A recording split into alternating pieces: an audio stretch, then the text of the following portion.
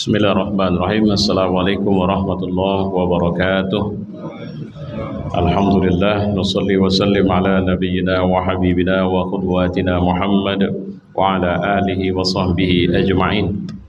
Qala Allah fil Qur'an, a'udzu billahi minasy syaithanir rajim. Bismillahirrahmanirrahim. Wa litukmilul 'iddata wa litukabbirullaha ala ma hadakum wa la'allakum tashkurun. Shadaqallah wa shadaqa rasuluhu wa ba'du. Jemaah yang mulia, alhamdulillah kita sudah berada di hari akhir-akhir Ramadan, dan salah satu yang paling penting adalah menggesa diri kita untuk tidak kehilangan momentum besar Ramadan ini, sehingga insya Allah di ujung Ramadan kita akan menjadi orang yang disebut dengan Idul Fitri. Dan saya ingin ajak kita untuk mendiskusikan makna ini, bahwa ketika bicara tentang Idul Fitri, itu menunjukkan bahwa dalam perjalanan keseharian kita memang banyak ucapan, tindakan, interaksi sosial, politik, budaya, dan semuanya, perilaku kemanusiaan kita yang membuat fitrah kita itu sudah tercemar. Tercemar karena maksiat, dosa, tercemar karena kezaliman, kebodohan, yang berakibat pada tidak dekatnya kita dengan Allah Subhanahu wa Ta'ala. Kalau tidak dekat kepada Allah itu indikatornya adalah mudah stres, tidak pernah puas dengan perolehan yang didapat dalam kehidupan dunia ini. Sehingga apa yang dibilang Nabi Muhammad, misalnya kecintaan kita kepada dunia itu seperti kita minum air laut, yang kalau semakin banyak diminum itu akan bukan semakin hilang dahaga, tapi hausnya tidak hilang. Begitulah dunia. Perburuan kita dengan semua kekayaan dunia tidak membuat kita berhenti atau merasa puas. Orang meraih jabatan, apalagi sekarang, orang membeli jabatan pun dia mau, karena dia melihat bahwa kemuliaan ada di situ. Dan dia berada di jabatan itu, ternyata dia juga mengalami kekeringan. Artinya dia stres. Kalau bahasa psikologi ada istilah mengalami histeria. Orang-orang yang seperti ini sering mencoba dan mencari jalan keluar yang dia kira dia bisa tenang di situ. Ambil contoh para artis di Republik kita, nyaris selalu sering kita mendengar mereka terjebak pada narkoba misalnya. Kalau ditanya apa masalah, duit banyak, ketenaran cukup. Tapi tidak sedikit yang kemudian memberikan jawaban, dia ingin ketenangan, dia tidak bahagia, dia stres. Tidak sedikit juga di tengah, bahkan menjadi fenomena yang nyata di tengah masyarakat kita sekarang, narkoba itu saya nggak ngerti, walaupun kita berbaik sangka sajalah, walaupun aparat itu serius untuk memberantasnya, tapi faktanya ini menjadi salah satu sebab penyakit moral kita belakangan. Dia nyaris merata ini, laki-laki, perempuan, kaya, miskin, orang kampung, orang kota, pintar, bodoh. Itu semuanya menyumbangkan jumlah orang yang terkontaminasi narkoba ini demikian besar. Bahkan nyaris penjara-penjara itu dipenuhi dengan tahanan-tahanan narkoba lebih banyak daripada yang lain.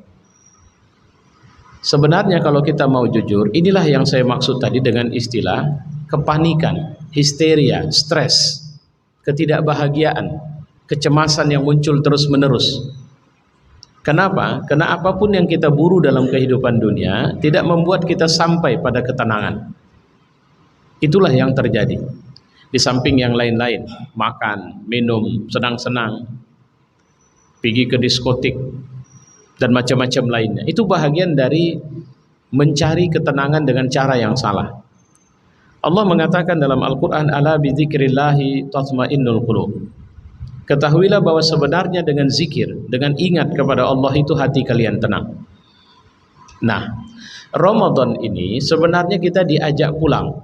Saya di awal kemarin sudah mengatakan, Allah mengajak kita change, berubah dari nafsul lawamah, nafsul ammarah bisu menjadi nafsul mutmainnah.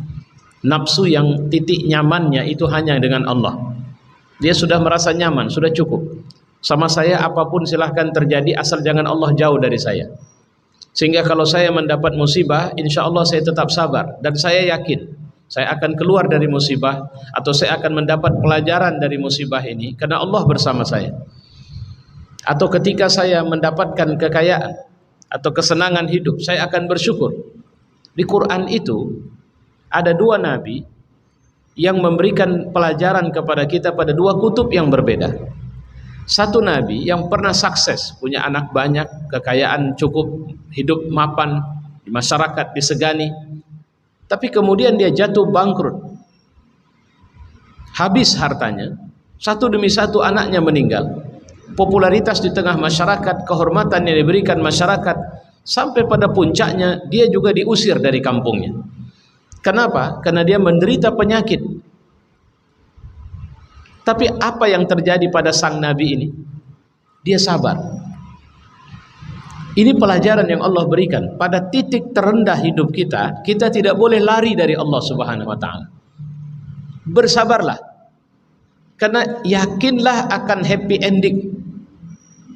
Siapa nabi yang dimaksud? Nabi Ayub alaihi salam. Apa yang terjadi pada dia? Puncaknya Allah kembalikan hartanya.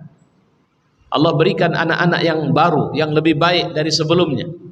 Allah kembalikan citranya di tengah masyarakat. Apa rahasianya? Sabar. Sabar, sabar. Yakin bahwa Allah bersama dia. Musibah-musibah yang menimpa, ketika kita tahu itu bukan kena kemaksiatan, maka disinilah butuhnya sabar. Tapi kalau musibah-musibah menimpa karena kita tahu ada maksiat, maka minta ampunlah kepada Allah Subhanahu wa taala. Jalan keluarnya tetap sama. Apa itu? Allah akan angkat kita kembali. Allah akan keluarkan kita dari musibah, bala, bencana atau fitnah yang menimpa kita.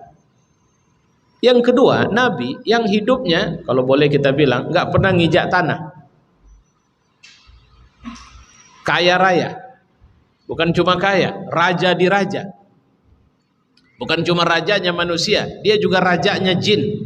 Bisa ngatur jin. Kenal bahasa manusia dan bahasa binatang. Nyaris mutlak. Tidak ada binatang yang bicara kecuali dia tahu apa yang sedang dibicarakan binatang itu. Bahkan dalam membangun istananya dia bisa perintahkan jin untuk mencari mutiara di dasar lautan.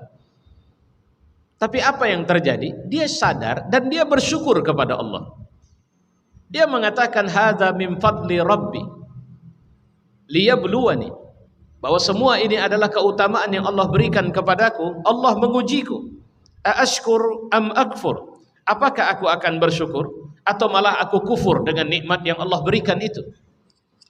Nah, jemaah yang mulia, di sini titiknya. Dan kita sering kali kehilangan kendali. Misalnya ketika kita kaya, ketika kita senang, ketika kita tidak ada masalah dalam hidup kita, maka kita merasa tidak butuh Tuhan di samping kita. Saya sering mengilustrasikan dengan seorang anak kecil, lebih tepatnya balita atau batita lah, bawah 3 tahun. Anak kecil ini, orang tua kaya sama orang tua miskin, dia nggak penting itu. Yang penting sama dia orang tua. Dia akan nyaman tinggal di rumah orang miskin itu selama di situ ada orang tuanya. Dia tidak merasa sombong, angku, ria, merasa hebat karena sebab orang tuanya kaya. Karena bagi dia yang penting orang tua. Cobalah perhatikan, apakah ada stres pada anak-anak itu? Tidak ada. Padahal mereka nggak kerja, padahal tidak terima gaji bulanan, tidak ada gaji harian. Bahkan mereka belum tentu, bahkan tidak peduli dengan duit. Dikasih duit pun dia nolak mungkin. Kenapa? Dia tidak butuh itu. Yang dia butuh adalah orang tua di sampingnya. Nah, manusia fitrah itu seperti itu. Manusia fitrah seperti seorang anak di depan orang tuanya. Dia tidak penting kekayaan. Kalaupun dia kaya, bagi dia cuma satu saja. Saya siap jadi apa saja ya Allah, asal kau bersama saya. Saya akan merasa sedih kalau kau menghilang atau kau tidak dekat dengan saya. Maka jangan biarkan aku jauh darimu. Dan ternyata Allah juga begitu sayangnya kepada kita. Maka dia berikan Ramadan untuk kemudian merefresh kekurang ajaran, ego yang berlebihan, nafsu yang ammarah bisu, nafsu yang lawamah, menjadi nafsul mutmainnah. Banyak latihan-latihan yang mungkin kita tidak berhasil. Misalnya kita tidak berhasil untuk rutin bangun di waktu sahur. Padahal ada rahasia-rahasia besar yang Allah sedang bangunkan sama kita di waktu sahur. Apa itu? Saat itulah sebenarnya doa seorang hamba dimakbulkan Allah. Allah paling dekat dengan hamba pada saat waktu sahur itu. Dan kenapa kita disuruh bangun sahur? Supaya kita bisa memanfaatkan momentum ini secara rutin, bahkan ketika Ramadan sudah selesai. Maka bangunlah, segarkan dirimu, ambil waktumu minimal untuk menyatakan aku mohon ampun kepadamu wahai Tuhan di waktu sahur itu. Karena itulah kebiasaan orang-orang mukmin yang diceritakan dalam Quran. Di waktu sahur mereka mohon ampun kepada Allah. Apalagi kebiasaan memberi. Nabi itu bahkan kepada orang yang tidak minta saja dia ngasih. Dan Nabi mengatakan jangan cemas, jangan takut. Kira-kira begitu. Bahwa walaupun kau tidak bisa memberikan hartamu, maka dalam Islam ini senyum saja itu sedekah. Senyum saja itu pemberian. Dan senyum saja itu bisa membahagiakan dan membuat orang lain senang. Jadi sebenarnya apa yang dimaksud? Pelajaran untuk kita konsisten, tidak pernah punya mental ngemis dalam hidup kita. Tapi pelajaran untuk konsisten agar kita punya mental memberi dalam semua waktu hidup kita. Karena ternyata bahagia itu tidak terletak pada menerima, Pak. Bahagia itu terletak pada ketika kita bisa memberi, apalagi bisa membantu menuntaskan masalah orang lain. Itu bahagianya beda itu. Maka tidak sekali dua, terkadang ada orang yang dia itu merasa menikmati ketika dia bersedekah, merasa atau menikmati ketika dia bisa bermanfaat di tengah orang banyak. Itulah yang harus kita lakukan di Ramadan. Mohon maaf kalau puasa kita ini sudah banyak terjebak dengan apa yang diperingatkan Nabi. Kam min shaim laisa lahu min siyamih illa al-ju' wal 'atas. Berapa banyak orang puasa yang tidak dapat apa-apa kecuali lapar sama haus. Acara-acara buka bersama yang kehilangan empati itu banyak gitu. Apa yang saya maksud kehilangan empati? Bertabur makanan, bahkan di tengah-tengah kemewahan, yang bahkan mereka pun tidak makan dengan, bahkan kehilangan kesadaran bahwa ada berapa banyak orang yang bisa makan dengan nikmat seperti yang dia makan ini. Ada berapa anak-anak miskin yang pernah merasakan makan di tempat dia makan ini. Karena sekarang ini alasannya, wah kita sudah lama COVID, ayolah kita buka bersama di mana, di hotel anu, di tempat makan anu. Baiklah memang, itu hanya persoalan kenapa kalian punya duit, tapi berapa banyak orang yang tidak punya itu. Dan kita puasa juga, mohon maaf saya khawatir, bahkan ada canda yang saya setuju juga itu. Bahwa hari raya tahun ini bakal ditunda. Ini canda memang. Kenapa ditunda? Karena banyak penyusup. Apa maksud penyusup? Orang-orang yang puasa tidak, tapi belanja baju hari raya dialah yang paling repot. Belanja lebaran dialah yang paling heboh. Kue-kue dialah yang paling banyak menyiapkan. Dan paling banyak yang seperti itu. Buka bersama, maghrib tidak, isya tidak. Tapi mereka terus bercanda, selfie sana, selfie sini. Upload ke YouTube, seakan-akan mereka sedang beribadah, padahal sebenarnya mereka melakukan sesuatu yang Allah murka kepada mereka. Coba pahami, ya. Bagaimana dia bisa Idul Fitri? Itulah makanya ketika nanti sampai takbir Idul Fitri, sebahagian besar kita tidak akan bisa merasakan Idul Fitri, tapi kalau Lebaran suka tak suka bisanya itu. Kemarin ada acara buka bersama yang kafir banyak, yang Cina rame, yang bukan Muslim banyak. Bahkan saya perhatikan sepertinya malah lebih banyak mereka.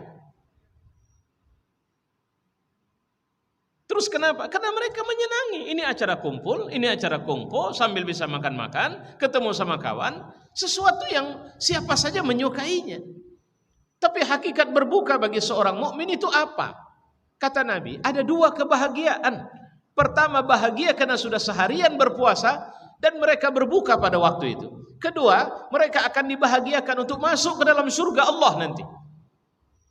Tapi berapa banyak kita menyadari itu? Berapa banyak kita yang bersyukur masih bisa minum dan makan di saat berbuka puasa. Ya. Nah, jemaah yang mulia, akhirnya Idul Fitri itu hakikatnya adalah pulangnya kita kepada karakter asal kita, yaitu bersih. Kalau bahasanya lebih tepat, polos, lugu di hadapan Allah. Idul Fitri itu bermakna kita pulang seperti anak kecil ke orang tua kita. Kita tak bisa hidup tanpa dia. Bahkan kemarin kita tak bisa bicara kalau bukan dia yang mengajari kita bicara. Kita tak bisa berjalan dengan mantap kalau bukan dia yang menatah kita waktu kecil. Maka Idul Fitri itu kita sampai pada kesadaran bahwa kita tak bisa berlepas diri dari Allah. Kita butuh dia dalam semua urusan hidup kita. Bahkan di saat kita membangkang sekalipun, Allah tidak pernah meninggalkan kita. Apa buktinya? Kita bernapas tidak atas kendali kita. Kita kedip mata tidak atas kemauan kita. Sistem kerja jantung kita tidak tunduk kepada kita. Rambut kita berubah warna, kulit kita berubah kekencangannya. Semua tunduk kepada Allah. Bahkan di saat berdosa sekalipun, Allah masih kasih kita kesempatan untuk bernafas. Kita tak bisa lepas dari Allah. Maka Allah mengatakan dalam Quran, "Adishkurli", maka bersyukurlah kepadaku. Cerita Ramadan ini bahkan ditutup Allah dengan kalimat la'allakum tashkurun, supaya kalian bersyukur. Kenapa bersyukur? Karena ada kita yang sudah hampir tenggelam dalam air sungai, maka dia selamatkan kita. Sudah ada yang kita yang kotor jorok, maka dia bersihkan kita. Maka dia suruh kita bersyukur. Saya kira ini catatan akhir, dan insyaallah kita akan ketemu di luar Ramadan. Saya mohon maaf atas kajian-kajian yang saya sampaikan mungkin yang tidak pas, dan saya membuka peluang untuk mendiskusikan hal-hal yang terkait mungkin nanti dengan fikih zakat, walaupun tentu saya punya pandangan yang tidak sepenuhnya sama dengan apa yang berkembang atau mungkin yang Bapak jalankan. Mungkin kita bisa diskusikan, atau hal-hal lain yang mungkin berkembang nanti. Mudah-mudahan Allah memberi keberkahan kita, menerima puasa Ramadan kita, dan menjadikan kita semua nanti di hari Syawal sebagai orang yang Idul Fitri. Assalamualaikum warahmatullahi wabarakatuh.